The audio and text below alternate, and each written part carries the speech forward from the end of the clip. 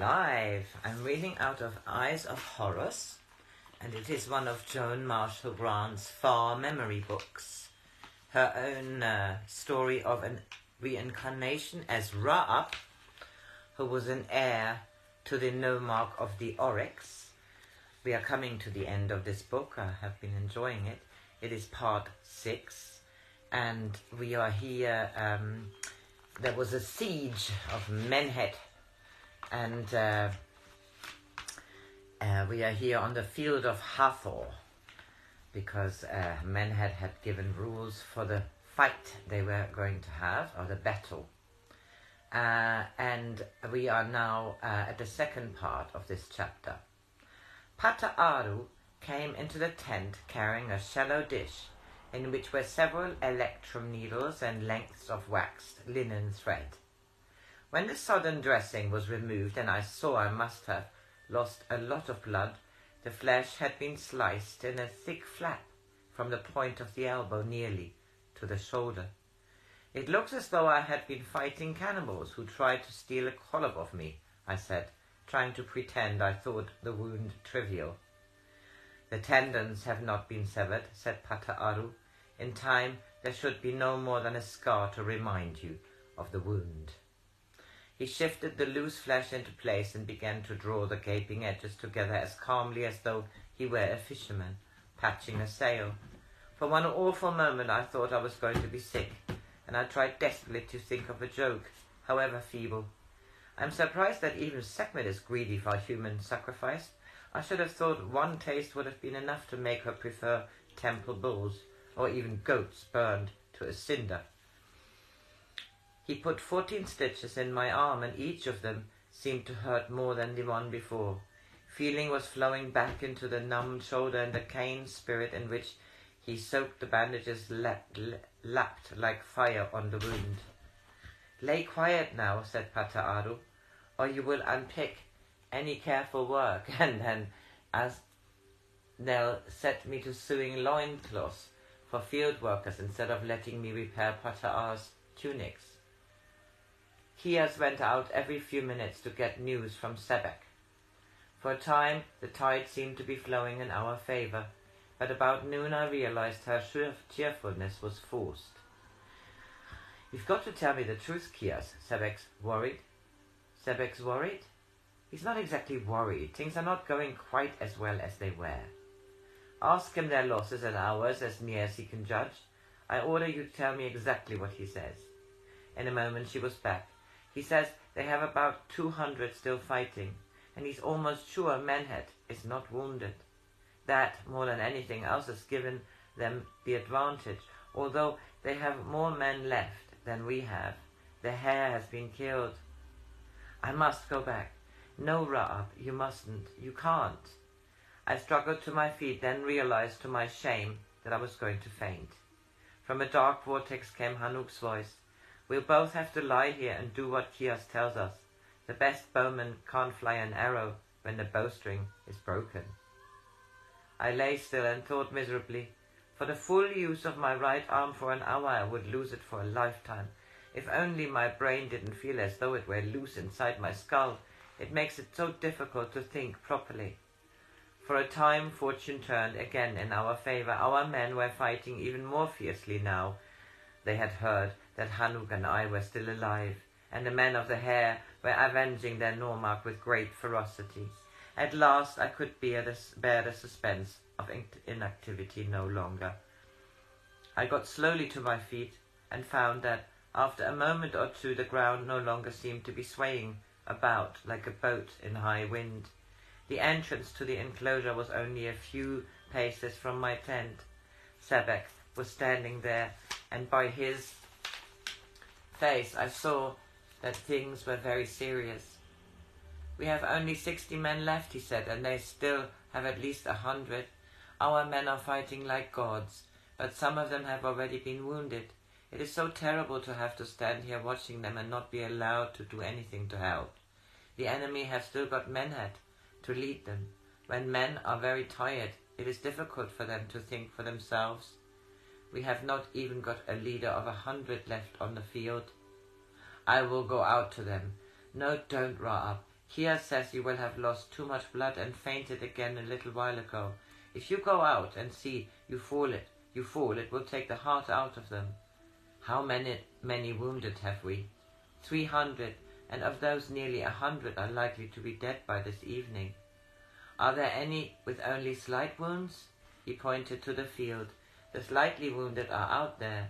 There must be others no worse than I am. I'll go and see them.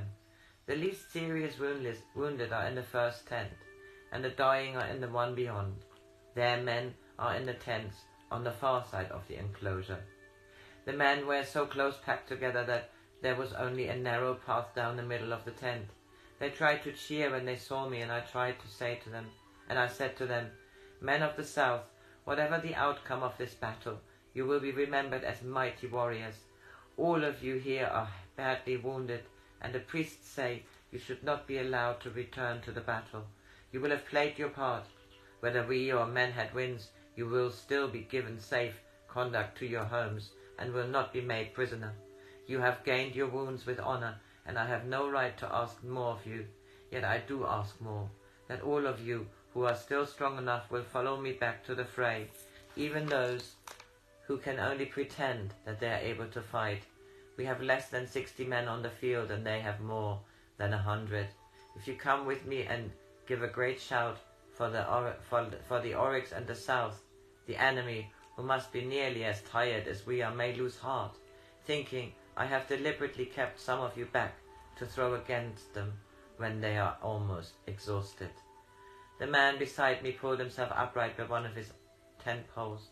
His left foot was swathed in heavy bandages. I'm with you, Captain, though if it were with a snail I had to race, it would be doubtful on which to wager.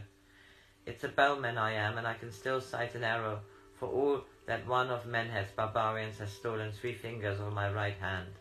I'll have to get this bandage off, though, so as to get my thumb and first finger free. All who could stand joined me, 130 of them, men who had already shed so much of their blood and earned the honours of war, yet who, for a chance of victory, were willing to die. We will go forward slowly, keeping an unbroken line. Each of us take the weapon you can best use.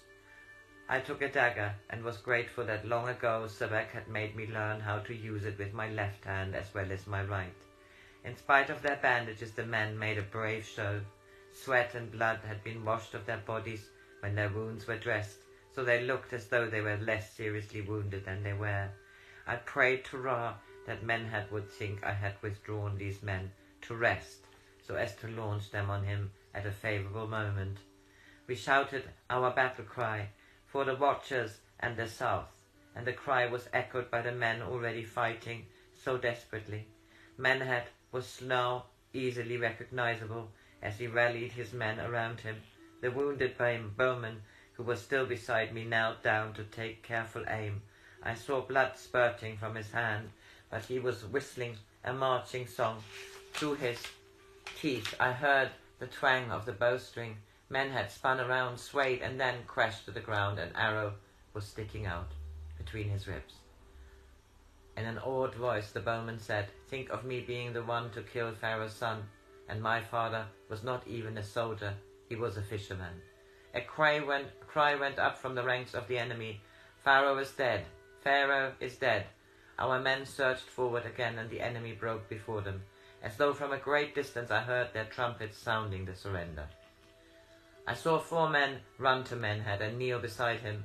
They had brought a rough litter with them, on which they lifted him. To my surprise, they carried it slowly towards the enclosure of the wounded, and I realized he was not dead. A wave of sound rippled across the field. "The Oryx!" and "Victory! The Oryx! The Oryx!" I realized they were cheering me, and that the South had triumphed. I wonder why they were taking Menhad to the enclosure instead of back to the royal city. Then I thought, it must be so that he can claim immunity from being taken prisoner. It is for Amar Mehmet, not I, to give judgment on him. There need no longer be enmity between us. Now we are only 2 soldiers wounded on the same battle. I saw his men took him to the small tent which I had shared with Hanuk. The men came out, and I passed them as the entrance to the enclosure. One of them, whose old scars showed him to be a veteran of many battles, had slow tears running down his face. I asked him, "Is he badly hurt?" "He is dying. He made us promise that he should never be taken prisoner. That's why we brought him here. He shall be free until he dies." Menhed was unconscious. Pata'aru, who had just finished examining the wound, said to me, "The arrow has gone through the left lung, and I think he has severed one of the large arteries. To try to remove the arrow would only hasten his death. I do not think he will ever come back to feel the pain his body is suffering." The lips of the dying man moved. "Kias, Kias, I will keep you waiting only a little longer. I died on a victory. The spirits of the dead can no longer mock me, can they, Kias?" She was kneeling beside him and leaned forward to kiss him on the forehead. He opened his eyes, and as he recognized her, the lines of pain and bitterness seemed to be smoothed out of his face. His voice was stronger now. "You always told me that death was a little thing, but I never really believed you. I'm so happy to be dead. I have found you again." He turned his head to kiss her hand. His eyes slowly closed, as though he were too sleepy to keep them open any longer. There was a smile on his mouth, still even when the blood had gushed out of it, and he was dead. I walked slowly out of the tent. Ra had nearly ended his day's journey, and the western sky was flooded with green and scarlet, as though banners were flying to welcome his warrior home. I heard someone come out and stand beside me. Then Hanuk said, "I have left Kios alone with him. His spirit may linger for a little while, and she may be able to comfort him. You ought to be lying down." He took no notice and went on as though speaking to himself. "I have been jealous of Menhed because I love Kios, and I have hated him because I love Egypt. Yet now I feel almost as though my brother had been killed. I'm glad that neither you nor I flew the arrow. His was a brave heart. This morning I hated him. I wanted to kill him and destroy his false divinity, to kill him with my bare hands. How could I have wanted to do that to a brave man who loves Kios, and only died in peace because he thought he went to join her? That is the bitterness of war, Hanuk. An enemy ceases to be a man.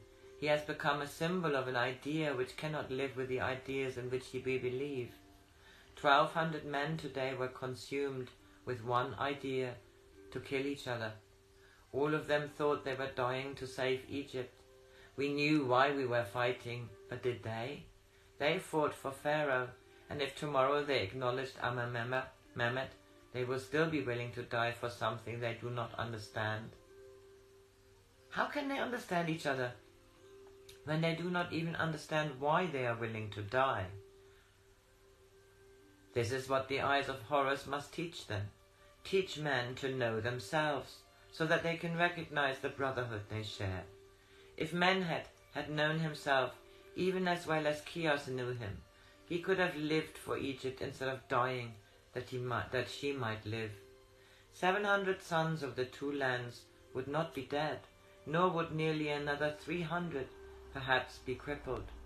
The women who now weep would have been rejoicing, and children would not have been left fatherless. A big price for Egypt to have paid, because one of her children did not realize the true value of his qualities.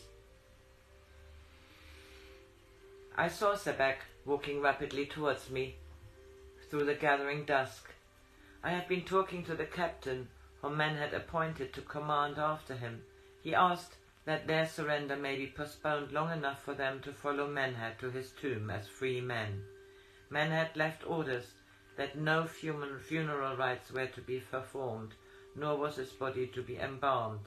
His sarcophagus is open beside the one in which he thinks Kios is buried, and he decreed that nothing be put in it with him except the presents he gave her. Tell the captain of the royal bodyguard that they need not surrender until dawn of the day after tomorrow, when he and all who followed Menhed's standard shall assemble on the field of HATHOR to hear what I have to say to them. When I saw the bier which was brought for Menhed, I wondered if he had expected to be killed, for I doubted if there had been time to fetch it from the royal city. It was covered with gold leaf, the carrying poles inlaid with turquoise and electrum, and to each of the 4 poles there were 7 bearers. I went into the tent. They are coming to take him away, Kios. She folded the hands of the dead man on his breast, and I saw that in one of them she had placed a lock of her hair. She kissed him on the mouth and then stood up, brushing away the tears which were sliding down her cheek. She said, I have prayed so very hard that Ra will take him under his protection, so that he does go to the one he really loves, of whom I must have reminded him. You must leave him now. His men have come to fetch him away. The path leading from the field of Hathor was lined with our soldiers in honor of the dead. Very serene did Menhed look as he lay on the bier, the smile still lingering on the quiet mouth. Ahead of him went torch-bearers, and the men who followed him, rank after rank in triple file, also bore torches. Slowly the ribbon of fire wound across the plain, past the royal city, where for 23 days he had ruled as pharaoh. Then the funeral procession took the royal road to use the tomb of the last of a dark dynasty. That was it for now.